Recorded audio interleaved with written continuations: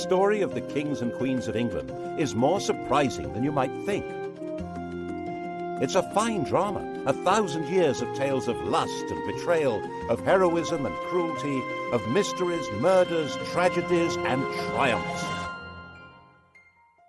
And all these figure in the story I'm telling now, the story of the Tudors.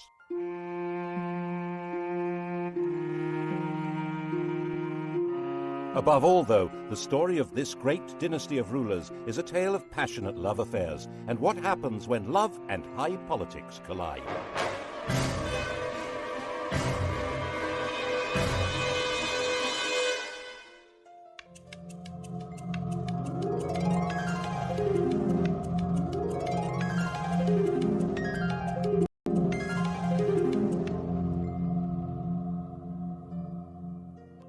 The story begins with Owen Tudor, a hugely ambitious and very handsome young man. His father was an outlaw hiding out in the Welsh hills, but Owen managed to get employed as a servant in the household of the infant Henry VI. Now, this household was run by Henry's mother, Queen Catherine de Valois, a very sexy widow, who fell for Owen completely. There's no record that they ever got married, but they did have 5 children. When Catherine died in 1437, Henry VI was still only 13, and the barons who ran the kingdom in his name put Owen in prison. But when Henry came of age, he brought his stepfather, Owen Tudor, back to court and gave earldoms to his stepbrothers Edmund and Jasper Tudor. Owen ensured Edmund's marriage to a girl from Henry's family. Edmund died very soon after the marriage, but his 13-year-old bride, Margaret Beaufort, was already pregnant. Their son was born at Pembroke Castle. He was named after the king, Henry Tudor. And Owen had a grandson with a blood connection to the House of Lancaster, the family of the king. They weren't actually the legitimate line. Henry of Lancaster, Henry Bolingbroke, had deposed his cousin Richard II in 1399 to become Henry IV. The thrones of his son and grandson, Henry V and VI, rested on that shaky foundation, which crumbled in the Wars of the Roses when the true heirs to the throne, the House of York, began to battle for their inheritance.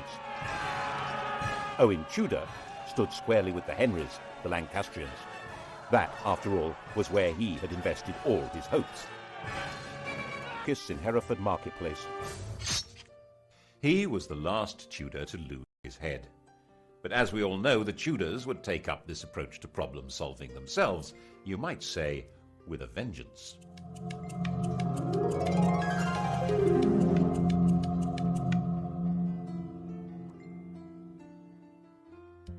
Edward of York seized the throne, Edward IV, and Owen's 4-year-old grandson, Henry Tudor, began what would be decades of living on the run or as a refugee. But 3 years later, King Edward did something that would eventually give Henry Tudor everything Owen had wished for.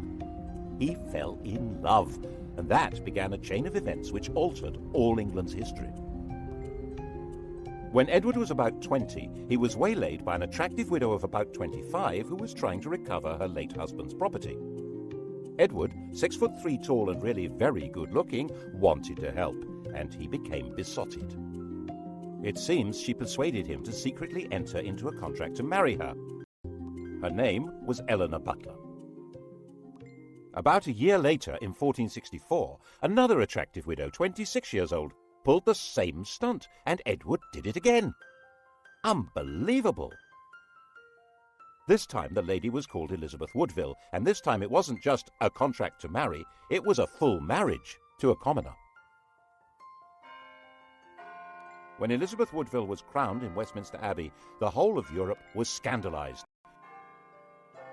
Marriage was all about alliances of power and property. Marrying a penniless woman for love was simply disgusting. The negotiators trying to arrange a proper royal marriage were humiliated. And when Edward heaped honours, wealth and titles on Elizabeth's relatives, the Rivers family, the nobility of England were outraged. They were, quite frankly, getting completely above themselves. If anyone had known about Edward's promise to marry Eleanor Butler, things would have been even worse. But she was quietly shut up in a convent and died in 1468. As it was, Edward lost so much support that in 1470 he was actually driven out of England, and Henry VI came back to the throne. A few months later, Edward came back into London and regained the crown, thanks to the strong support of London merchants to whom he owed money, and even more, it was said, of their wives and daughters, who really seemed to have found him romantically interesting. Which, face it, Henry VI certainly wasn't, unless you fancied an elderly saintly scholar who'd lost his mind. In the battles that followed, Henry's son, another Edward, was killed, and King Henry himself, captured, disappeared into a prison and was never seen again. The whole male line of the House of Lancaster, the descendants of the sun's fragile thread, Margaret Beaufort and her 15-year-old son Henry Tudor.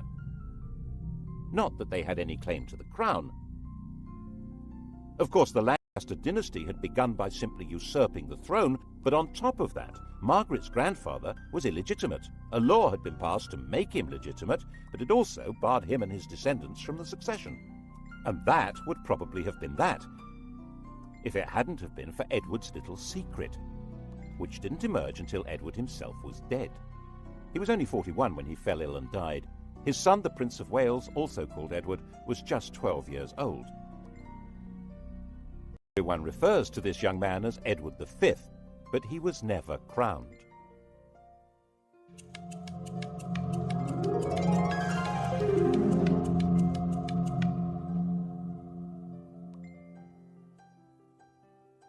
The dead king's will was clear. Prince Edward would be his successor, of course, but he would be in the care of a guardian and protector of the kingdom. That person was Edward IV's brother, Richard, Duke of Gloucester. We all know him as the most evil king in English history, the warped and twisted Richard III. Richard had been in effect King Edward's vice-regent in the north, based in the city of York, and no one at that time said anything bad about him at all. But the Queen thought there was someone even better to run her son's kingdom. Her. King Edward IV had died at Westminster. Elizabeth immediately sent her brother and other members of her household rushing up to Ludlow, where Prince Edward was staying. The idea was to hustle him to London and install him before Richard even knew what was going on. Then she and her family, the Rivers, would have control of everything. Richard, of course, did find out what was going on and said he would meet up with the party as they brought the prince through Northampton. Okay? Okay. Except that when he got to Northampton, he found that the Rivers didn't have the prince with them. Alarmed, Richard took them prisoner and found their baggage stuffed with arms and armour. There was plainly an attempt being made at a coup. Richard nipped it in the bud. He found they'd secreted the prince in Stony Stratford, Elizabeth's family home. This was before blue plaques had been invented. Richard escorted the prince to London and installed him in the Tower of London while he set about organising the coronation. And then came the bombshell. The dead king's contract to marry Eleanor Butler had been made in front of a priest, who now decided it was time to speak. Oops! If Edward really had been betrothed to Eleanor, his marriage to Elizabeth Woodville was bigamy, and the young prince couldn't be king because he... This man, Robert Stillington, was no ordinary priest. Edward had promoted him and trusted him, making him a bishop and keeper of the Privy Seal and then Chancellor of England. But then Stillington became awfully friendly with King Edward's ambitious brother, the Duke of Clarence, and Clarence could not be trusted an inch. If Edward's children were illegitimate, Clarence would be next in line to the throne. Edward quickly had his brother sentenced to death and executed in private with no chance to make a public statement. Instead, the world was told Clarence had drowned in a butt of Malmsey, a barrel of sweet wine. Such a sad accident. And Stillington spent a year locked in the Tower. After his release, perhaps nervous of the power of strong drink, he kept his mouth shut until Edward was dead. But now he spoke, and Parliament believed him. With Edward's children illegitimate and Clarence's disinherited when he was executed, Richard was left as the proper successor. He reluctantly accepted. Well, he accepted.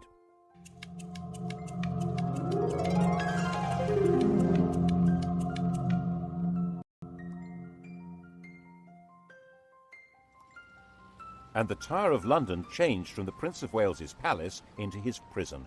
He shared it with his brother. Neither was ever seen again. Did Richard have them killed? No one knows, but later the evidence was going to be shaped as far as possible to make him guilty. He's been said to have personally killed Henry VI and Henry's son, whose widow he married, and done the dirty deed with Clarence and the Malmsey, quite apart from the murder of the princes in the Tower. The picture of Richard that's come down to us, the hunchbacked, sinister and ruthless tyrant, is a caricature painted after he'd been deposed and immortalised by the Tudors' greatest propagandist, William Shakespeare. One of the buildings inside the Tower of London was even given the name the Bloody Tower to associate it with Richard's foul murder of the princes, though they almost certainly were in a different building anyway. He'd certainly been a popular figure in the north of England, where his brother had charged him with healing the divisions of the Wars of the Roses, but it only took 4 months for a rebellion to emerge against him. The rival candidate was, of course, the boy across the water, now not such a boy, Henry Tudor. The House of York was now as extinct as the House of Lancaster. Henry Tudor was all there was for disappointed Yorkists as well as Lancastrians. And there were plenty of disappointed Yorkists. Richard gave positions, power and wealth to men he trusted, whom he'd got to know in the north of England, leaving a lot of southerners out in the cold who thought they could do much better under a more sympathetic figure. And now he came and landed at Milford Haven in Wales on the 1st of August 1485. 3 weeks later, when he came to do battle at Bosworth, his force had grown by just 3,000 men. Richard came to the battlefield as rightful King of England. Before the battle began, he held a coronation ceremony, restating his right of true succession to the crown, a right which Henry Tudor did not possess at all. Actually, given the fact that his family was specifically barred from the succession, he had pretty much less claim than anyone else there.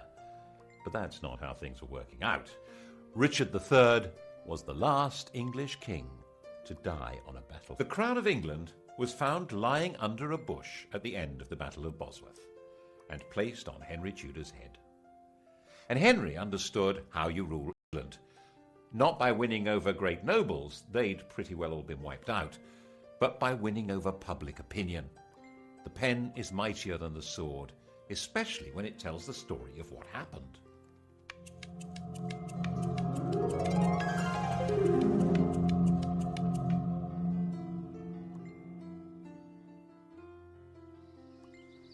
Firstly, he must not be accused of killing a king, so Richard III was not king on the day of the Battle of Bosworth. Henry Tudor dated his reign from the day before the battle. It was Richard who'd been fighting against a king, not Henry. Henry was king. It was Richard who was the traitor. Got that? Secondly, he must deal with the question of his legitimacy as a ruler, so he married Edward IV's daughter. She was the legitimate line of descent from William the Conqueror, a true Plantagenet. Their son, when they had one, would be the legitimate heir by every possible standard. Well, so long as Edward IV's daughter was legitimate, so that had to be dealt with. All documents relating to the business of Edward's marriage to Elizabeth Woodville being invalid were destroyed. All documents relating to the illegitimacy of their children were destroyed, including the Act of Parliament that had spelt out why Richard should be king. These orders were carried out so efficiently that only one copy of the Act has ever been found. That's how we know about it. Other evidence may have existed, destroyed even more efficiently. And if the children were not illegitimate, then of course Prince Edward had been the true King of England, and Richard was a regicide. What a villain! Assuming, of course, that Richard had been responsible for the boy's death. Well, he couldn't be alive, because if he were, he, and not Henry Tudor, would be the rightful king. There are some nasty people who suspect that if the princes in the Tower were still alive before the Battle of Bosworth, Henry would have disappeared them. Richard III became the Saddam Hussein of Tudor propaganda. Of course, the consolidation of power was not only a matter of creating favourable propaganda, it also involved getting rid of a few people. Clarence, for example, the Malmsey drowner, had a young son, the Earl of Warwick, a nephew of both Edward IV and Richard III. He had been barred from the succession, but so had the man now on the throne, so there was no security in that. He went straight into prison in the Tower of London. But then a priest in Ireland suddenly produced a 10-year-old boy who he said was the rescued Earl. The boy looked right, spoke right, had all the right manners. He was solemnly crowned in Dublin Cathedral as Edward VI, and a force of Irish supporters backed by Flemish troops then landed in the north of England.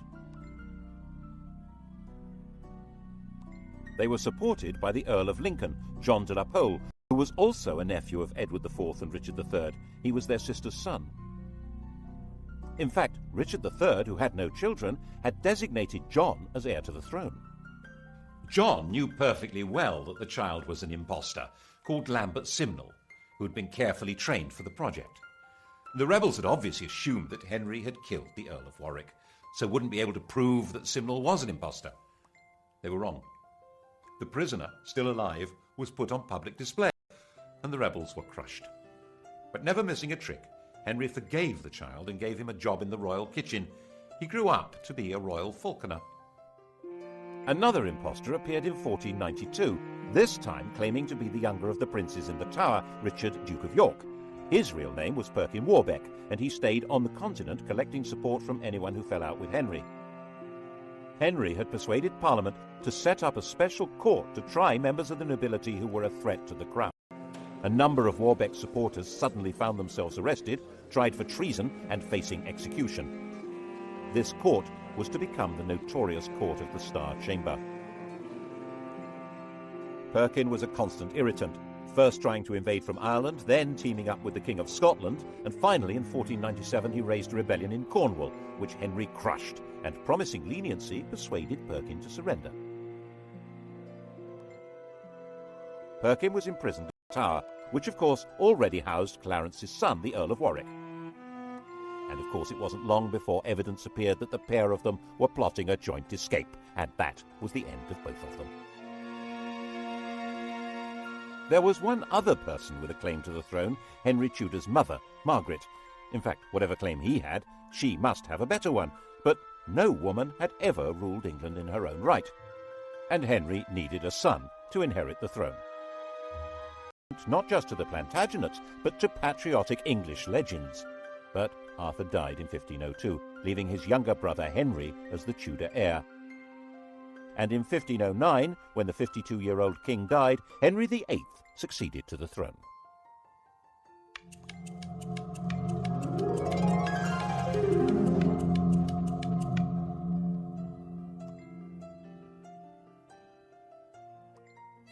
He was the perfect king, a king out of the storybooks. He was 17 years old, extremely well-educated, extremely good-looking, with polished manners and the style and physique of an athlete. He also had an unchallengeable claim to the crown, and to secure the succession, Henry VIII married the woman to whom he'd been betrothed for 7 years, Catherine of Aragon, his dead brother's widow. The Spanish worried that this was against church rules, and so the Pope granted a dispensation. In fact, this was all rubbish. While the Bible specifically forbids a man from sleeping with his brother's wife, it actually insists that he must marry his brother's widow. Anyhow, 2 years later, Catherine gave birth to a son, but the infant soon died. So did the next. In fact, the marriage only produced one child that lived, a girl called Mary. Henry was effectively all-powerful. There were no great barons anymore in England, and his father had left a well-stocked treasury. Parliament consisted to a large extent of men who depended one way or another on royal favour, and the countryside was controlled by justices of the peace who served the government. You can see the change in the very nature of power from the home of Henry's Chancellor. 50 years earlier, Edward IV's Chancellor had been a Neville, the son of the Earl of Salisbury. In those days, an Englishman's home had been his castle. Middleton Castle, actually. It was his father's home, and that great lord had also been Chancellor. Independently powerful men, based in a mighty fortified palace. But under the Tudors, the great power of the Nevilles had been broken. Middleton Castle was in the hands of the king. When Henry VIII's Chancellor Wolsey built himself a home, it certainly wasn't a castle. It was this magnificent palace, Hampton Court. Glass windows instead of arrow slits and chimneys instead of crenellations. No one needed a fortified house under the protection of a great king, and it was all at Henry's pleasure. If Wolsey didn't deliver what the king wanted, he was entirely dispensable. And that, of course, is what happened.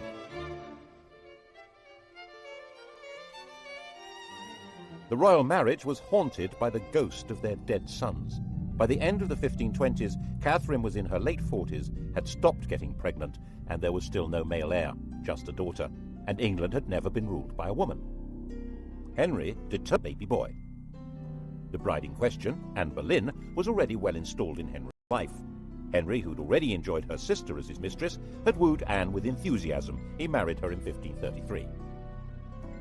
Her coronation didn't seem to impress Londoners. Their entwined initials on the banners produced shouts of "Ha ha!" She was visibly pregnant and gave birth to a child.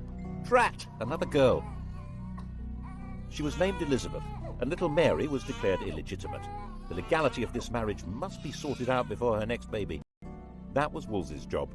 He had to persuade the Pope that his predecessor should never have allowed the marriage to Catherine. Henry fancied himself as a theologian. He'd written an attack on Luther, which became a bestseller, and the Pope had declared him a defender of the faith. A proud boast which he stuck on the coinage and has remained there ever since. Every English monarch is fid deaf. So he told Wolsey exactly how the argument should be put to the Pope. Wolsey could probably have swung it if he'd been left alone. As it was, he failed and lost his job. And the Pope had also failed. So Henry, the defender of the faith, fired the Pope. To achieve this drastic act, having himself legally declared the supreme head of the Church in England, required an extraordinary shift in power. He had to find a way of giving the nation a voice so that it could say what he wanted. That way was through Parliament. The Church's wealth and power was hugely popular. The notion of no longer paying church taxes to Rome was really very cheery. But it wasn't as simple as that. Some people believed that the Pope really did represent divine authority. And for many others, there was a fear that the Pope might excommunicate their customers on the continent if they continued trading with them. With the effective help of a new chief minister, Thomas Cromwell, and a new Archbishop of Canterbury, Thomas Cranmer, Parliament passed the necessary acts. By the end of 1534, the King of England had become legally the total, overall, supreme ruler of the whole shebang. Once Henry VIII had become head of the Church in England, he was a new kind of king. One immediate consequence of the new order was that he had control of the fabulous wealth of the English Church. It wasn't just the Pope who got the sack. He closed down all the monasteries and nunneries. There weren't all that many people in them, less than 10,000 over the whole country, but there may have been 10 times that number dependent on them. And in areas such as Lincolnshire and Northumberland, there was armed rebellion. One of the rebel leaders was John Neville from that great old family of barons, but the Nevilles were no threat to the modern crown. The rebellions were crushed. And monastic lands were sold off cheap to bolster the treasury, who would loyally support the crown. The old struggle for power between the papacy and the monarchy had now been decisively settled. Becket, the 12th century archbishop whose defence of church power had led to his martyrdom, had been the most popular saint in England. Henry ordered Becket to be declared no saint, to be tried and convicted of treason, and for his bones to be burned and the dust scattered in the air. Who's in charge now, eh? What's more, in 1536 Catherine of Aragon died, meaning that the problem of the ex-queen had gone away. He and Anne Boleyn dressed in bright yellow to celebrate. But 4 months later, he was told that Anne had committed adultery. Henry was surrounded by courtiers jockeying for influence, forming alliances, factions, to do down those who might damage them. And Anne became a victim of an organised campaign by those who felt endangered by her faction. Whether it was true or not, no one knows, because Henry's fury was so total that her trial and those of her supposed lovers was a travesty. She might indeed get pregnant with a boy, but then its parentage would be in doubt, and she might not. She'd miscarried at least twice since Elizabeth's birth. Without a legitimate son, it had all been for nothing. Anne was imprisoned in the royal lodgings in the Tower of London. Henry had extended them before their coronation, and now she was occupying them for the first time. Not as his wife, but as his prisoner. After 18 days, she was beheaded, and Henry married Jane Seymour.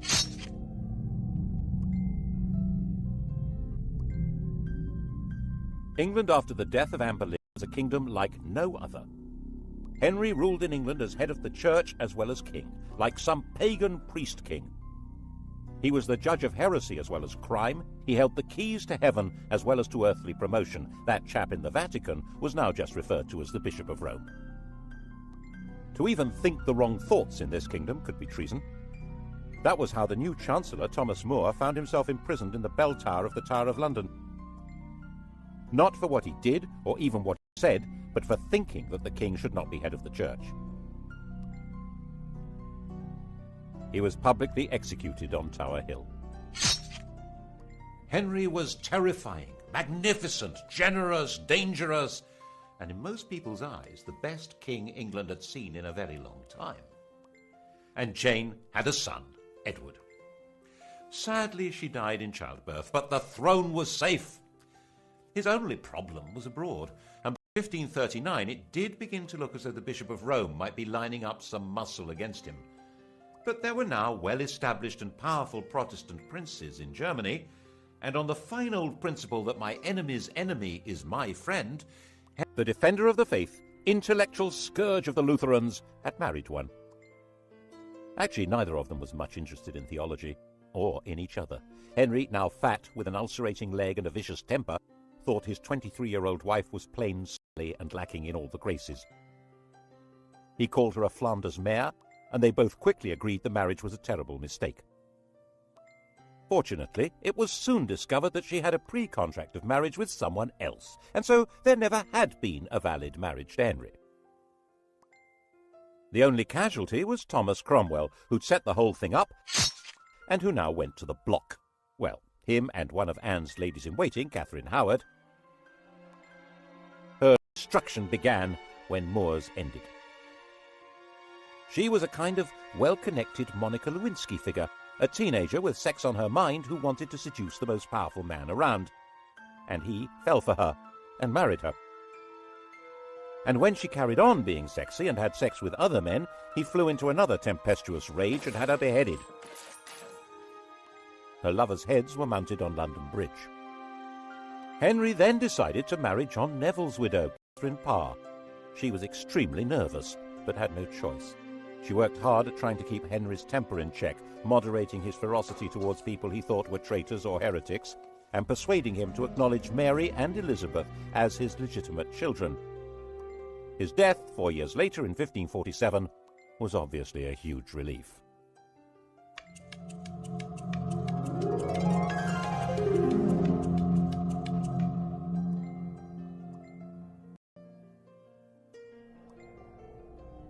Henry had succeeded in leaving a son, but only just.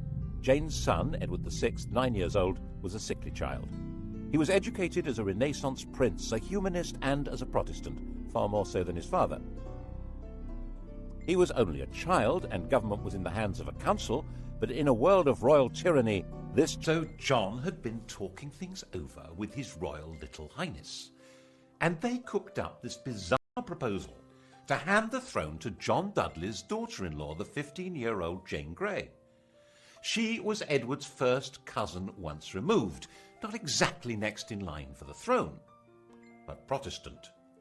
The hereditary principle was a bit medieval, don't you think? Give that girl a crown. Jane knew absolutely nothing about what was being planned for her, and when she found out that she was to be queen, she fainted in shock. England had been swindled, and knew it.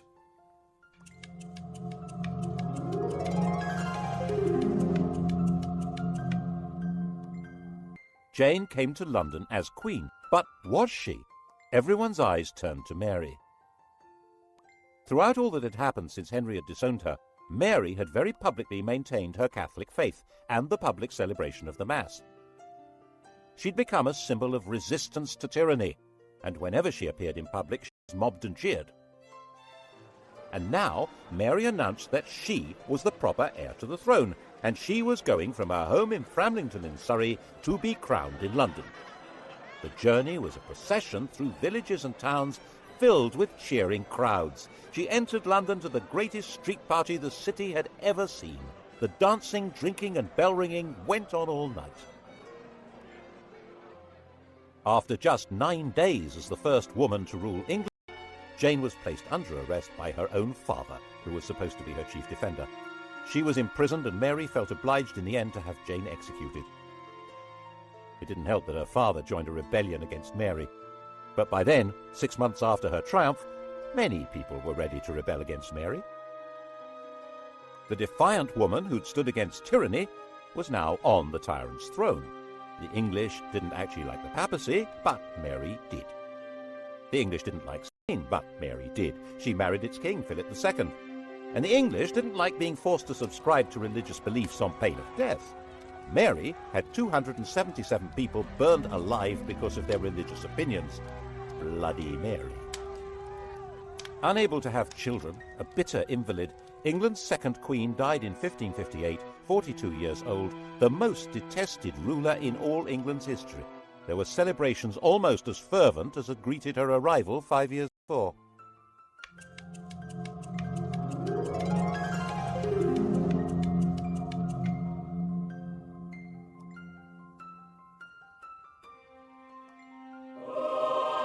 Her sister Elizabeth came to sit in that terrible seat and be crowned by the grace of God Queen of England, France and Ireland, defender of the faith and supreme head of the Church of England and Ireland, even though there was not a single yard of French soil actually ruled by England.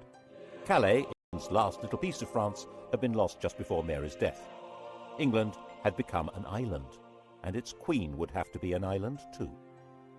She couldn't marry because that would create a king who would be either a foreigner like Philip or an opportunist courtier who'd come trailing faction and enemies in his wake. She would be both queen and king, the virgin queen ruling from a tyrant's throne over a people whose support was essential. Monarchy in England was a paradox, and Elizabeth's solution to the paradox was wholly bizarre.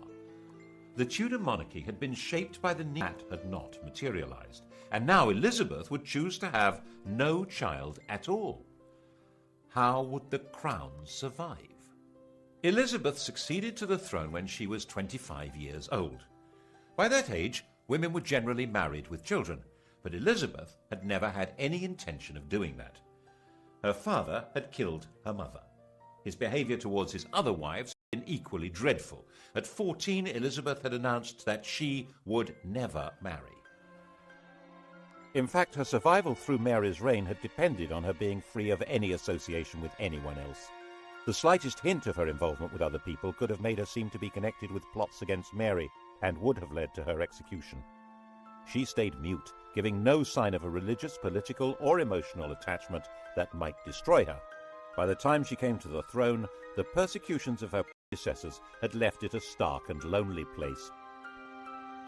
9 bishoprics were vacant, there was only 1 duke left alive, and the treasury was empty. She had no close relatives left alive. The heir to the throne was her aunt's granddaughter, Mary, Queen of Scots, a Roman Catholic. No one knew whether Elizabeth was a Roman Catholic or a Protestant. The first test came over the oath of allegiance. Elizabeth insisted that, like her father, people must acknowledge her as head of the church. The bishops, Roman Catholics appointed by Mary, said that in that case none of them would allow her a coronation. Well, all except for the Bishop of Carlisle. He did the honours, and the popular acclamation for the new queen was terrific, and she shouted back, "God a mercy, good people." Elizabeth interpreted her religious role in a new way. She declared that she didn't mind whether her subjects were Catholic or Protestant, so long as they were loyal. She'd survived by being very careful about what she said and did, and that was how she coped with sovereignty. She dared not marry or be touched by scandal, but her every move was watched like any modern royal, maybe more so. To the extent that her laundresses were bribed by ambassadors who wanted to know whether her periods had stopped in case she was pregnant.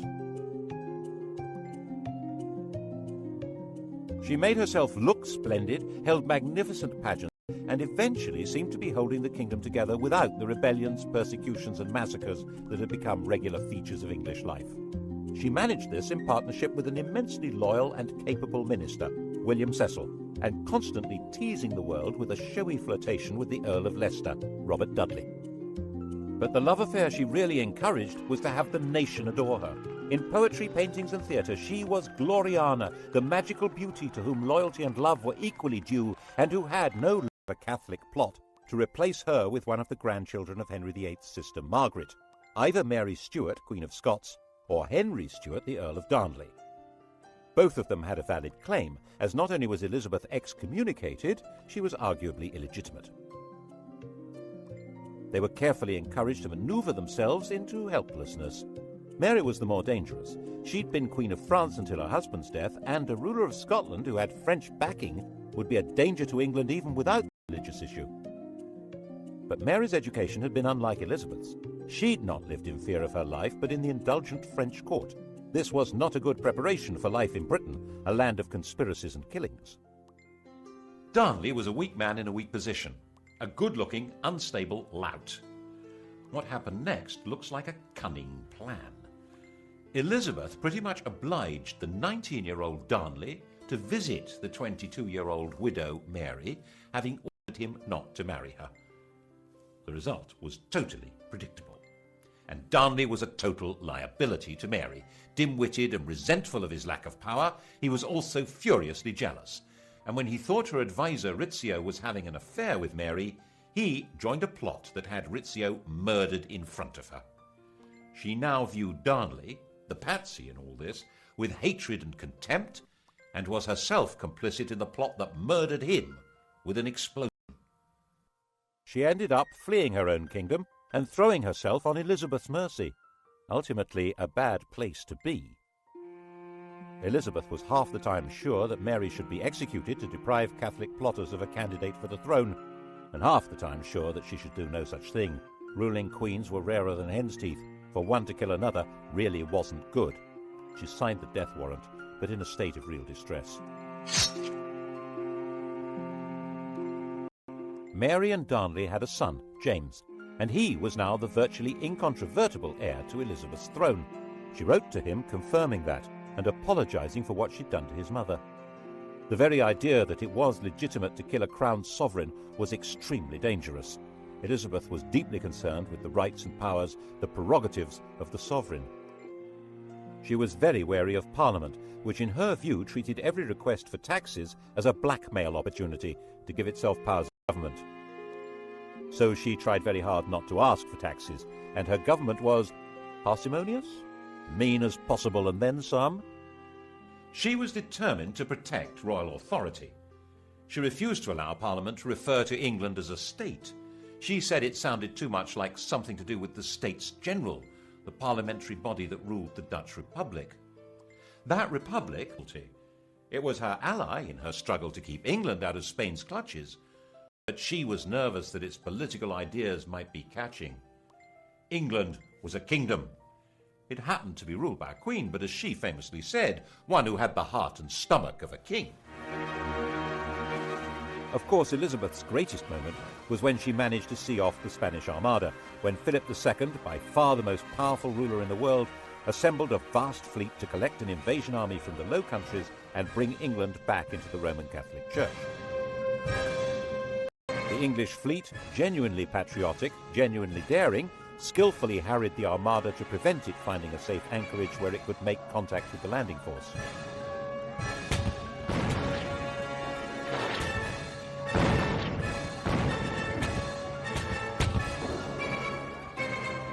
When the Spanish decided to sail home, they were hit by strong winds and heavy seas that were too much for many of these Mediterranean cargo vessels.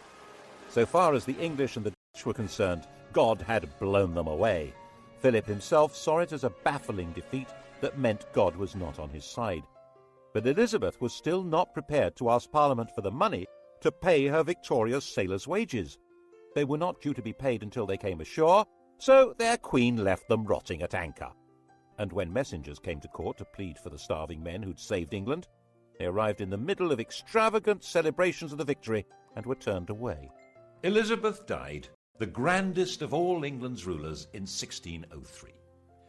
Her successor was Mary's son, James Stuart, already ruler of Scotland. He had inherited glory, but with it an empty treasury and an isolated kingdom. In the next programme, we'll see what the Stuarts did with this poisoned chalice.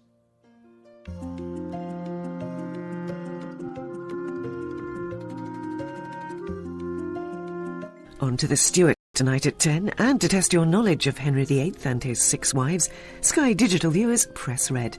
Coming up on UK TV history, decisive weapons at Agincourt and in the Falklands, the longbow and the Harrier jet.